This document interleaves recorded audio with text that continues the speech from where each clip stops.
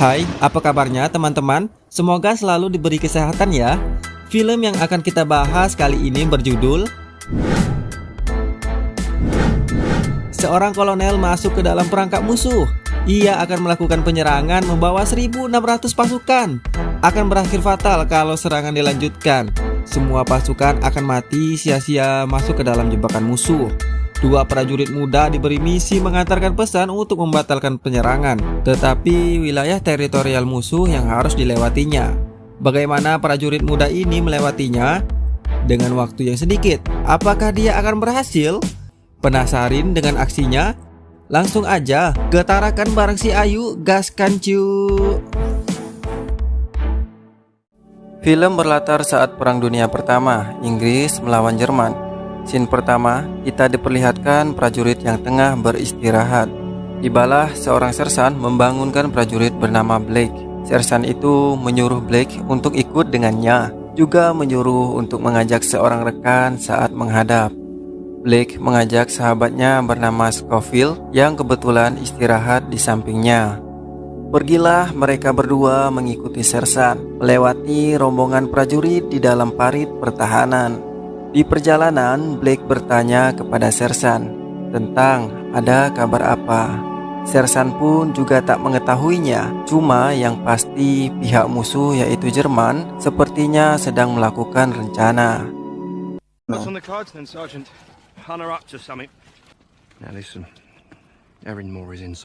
Setibanya di lokasi, mereka berdua dipertemukan dengan Jenderal Erin Moore. Jenderal pun mengenali Blake dan sempat menyinggung tentang kakaknya yang ada di batalion lain. Ternyata bukan tanpa alasan Blake dipanggil menghadap. Karena kemampuannya dalam membaca peta, Blake ditugaskan untuk mengantarkan surat untuk Kolonel Mackenzie yang ada di batalion lain.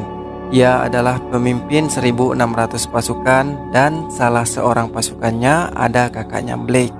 Bukan perkara mudah untuk mengantarkan surat ini, sebab mereka harus melewati wilayah yang tadinya dijaga oleh pasukan Jerman. Maka dari itulah Jenderal Erin Moore ingin memberikan surat perintah untuk menghentikan serangan yang akan dilakukan Kolonel Mackenzie. Karena dengan mundurnya pasukan Jerman, Jenderal Erin Moore menyadari ini adalah sebuah siasat untuk menyebak pasukannya. Lalu dengan berbekal senjata seperlunya, mereka berdua pun berangkat.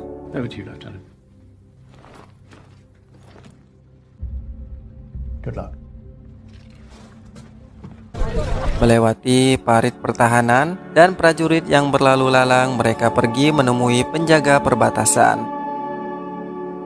Saat sampai di penjagaan perbatasan, ternyata Mayor Stevenson, komandan jaga, telah tewas 2 malam lalu.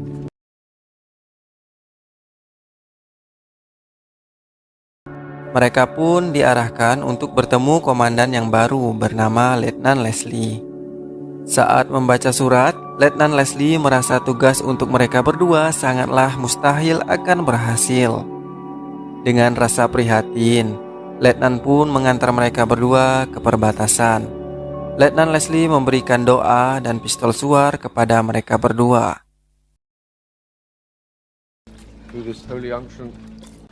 Mereka pun menaiki tangga menuju ke atas. Setibanya di atas, kita diperlihatkan mayat kuda dan kawat-kawat berantakan yang harus dilewati Blake dan Scofield.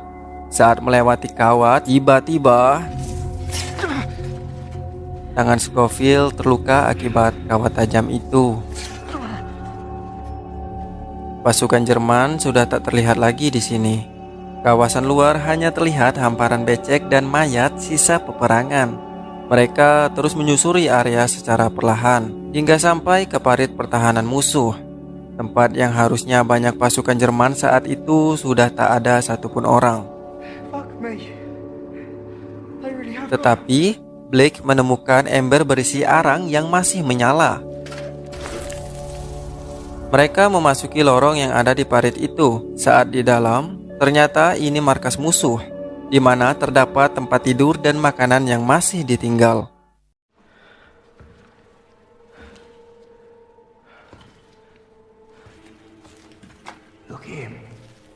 Mereka menemukan tikus di situ.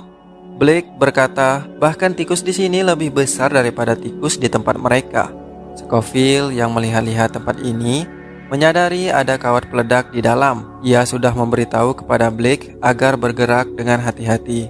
Tapi naas, seekor tikus menyenggol peledak itu dan tiba-tiba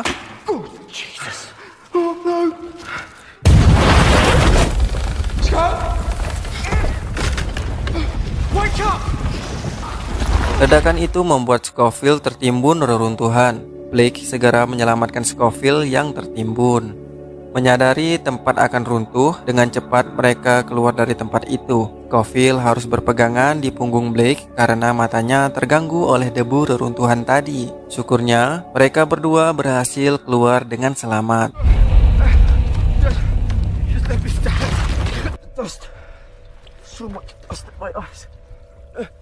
Setelah mencuci matanya dengan air, Scofield merasa jengkel dengan Blake. Kenapa harus melibatkannya dalam tugas seperti ini?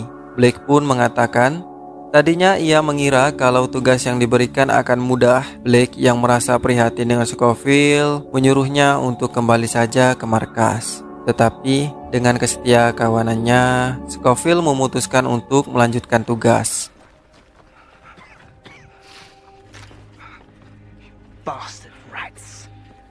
Tibalah mereka di padang hijau yang luas. Baru juga sampai, di udara terlihat sekutu dan musuh yang sedang baku hantam di udara. Mereka memasuki sebuah rumah kosong. Pohon di sekitar halaman rumah sudah ditumbangi semua oleh musuh. Di sekitar rumah, Scofield menemukan seember susu sapi yang masih segar. Segeralah ia mengisi ke dalam botol minum miliknya.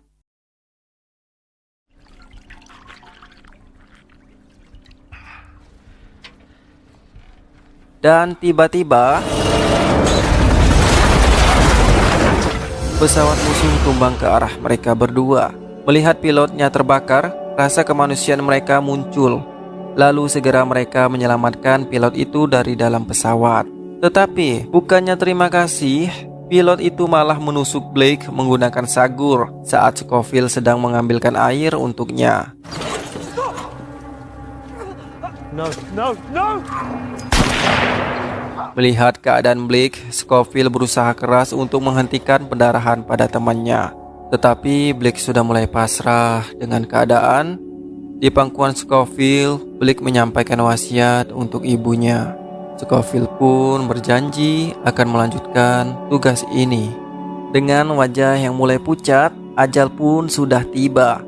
Blake wafat di pangkuan sahabatnya. Will you write to my mum for me? That won't bother me. I'll find the second.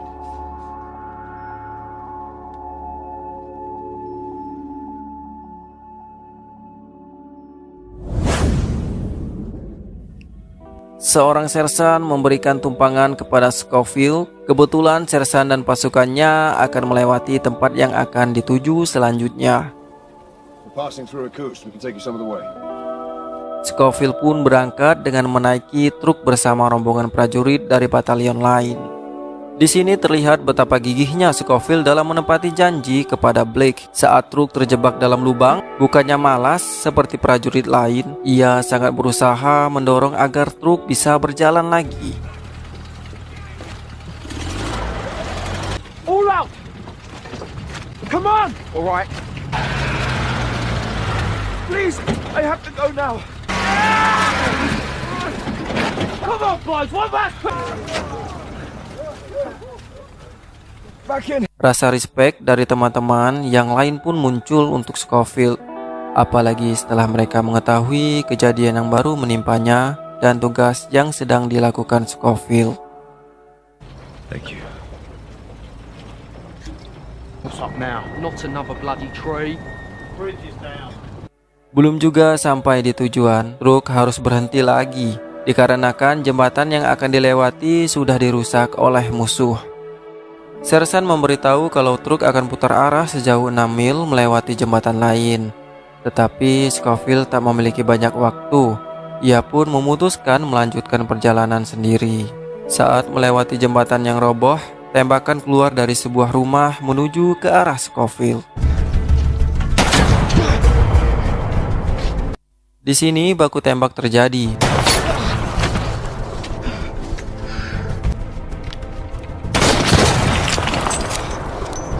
Dengan waspada, Scofield menuju ke dalam rumah menghampiri musuh. Setelah menaiki tangga ke atas, Scofield membuka sebuah ruangan dan tiba-tiba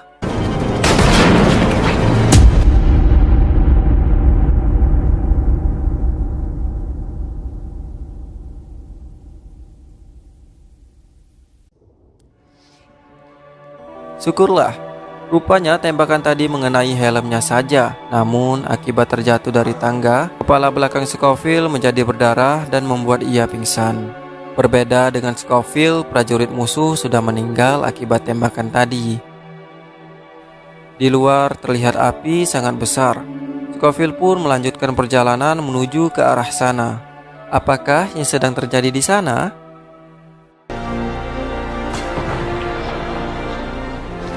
Ternyata ini adalah lokasi pertempuran. Begitu banyak peluru berseliweran ke arah Scofield. Ia pun berlari agar terhindar dari serangan itu. Saat Scofield menghindari peluru-peluru tadi, ia pun dikejutkan dengan bangunan-bangunan yang dibakar oleh prajurit Jerman. Dan saat itu tiba seseorang menghampiri.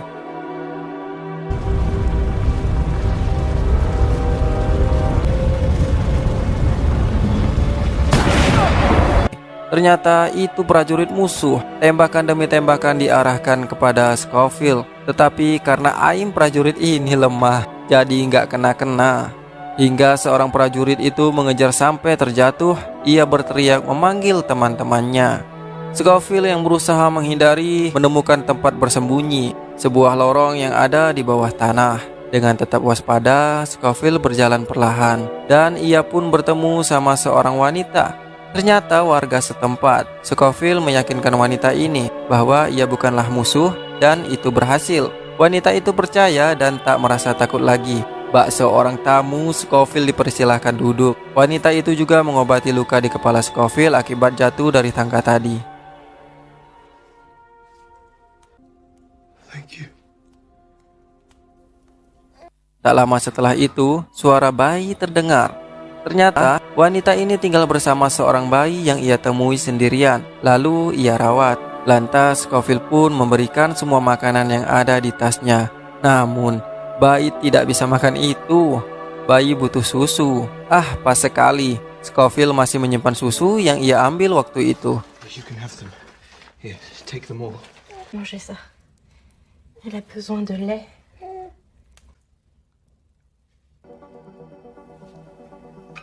Hari sudah subuh, Scofield melanjutkan perjalanan. Scofield membuka pintu menuju keluar dan langsung berada di base musuh. Scofield berjalan perlahan agar tidak diketahui musuh. Tapi ia malah bertemu sama seorang prajurit yang lagi mabok. Musuh berteriak, ia pun berlari menghindari. Kejar-kejaran pun terjadi lagi. Sampai akhirnya Scofield melompat ke sungai yang arusnya cukup deras. Scofield pun terombang-ambing terbawa arus sungai sampai terhempas dari air terjun.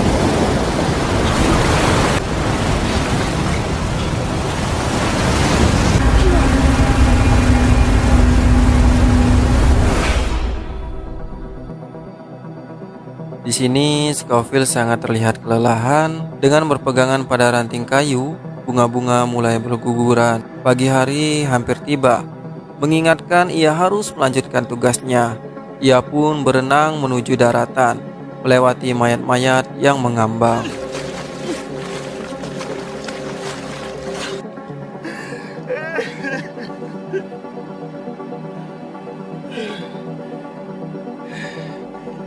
Setiba di hutan, terdengar suara nyanyian.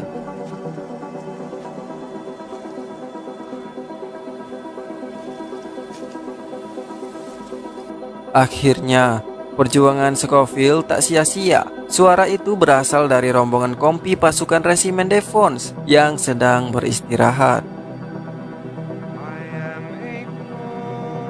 Tetapi Ternyata penyerangan sudah dilakukan. Pasukan ini adalah kompi yang akan bersiap melakukan penyerangan gelombang kedua. Kolonel Mackenzie yang ingin ia temui sedang berada di dalam markas. The Durkins. I have to find. Yeah, we're D Company. We go last.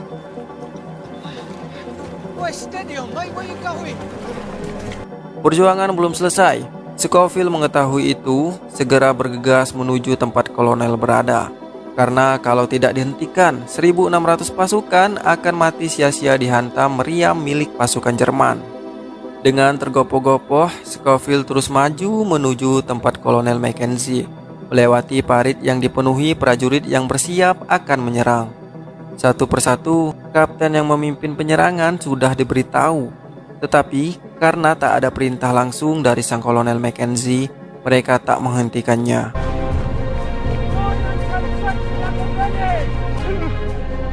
Captain, I have a message. This is.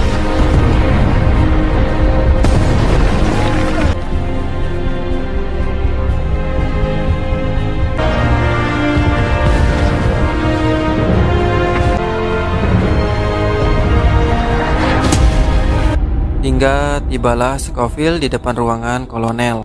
3 pengawal pintu menghentikan Scofield, tapi ia berhasil berontak dan masuk ke dalam. I have orders from General Erinmore to call off this attack. You're too late, Lance Corporal. Calling back my men only to send them out there again tomorrow. Not when we got the bastards.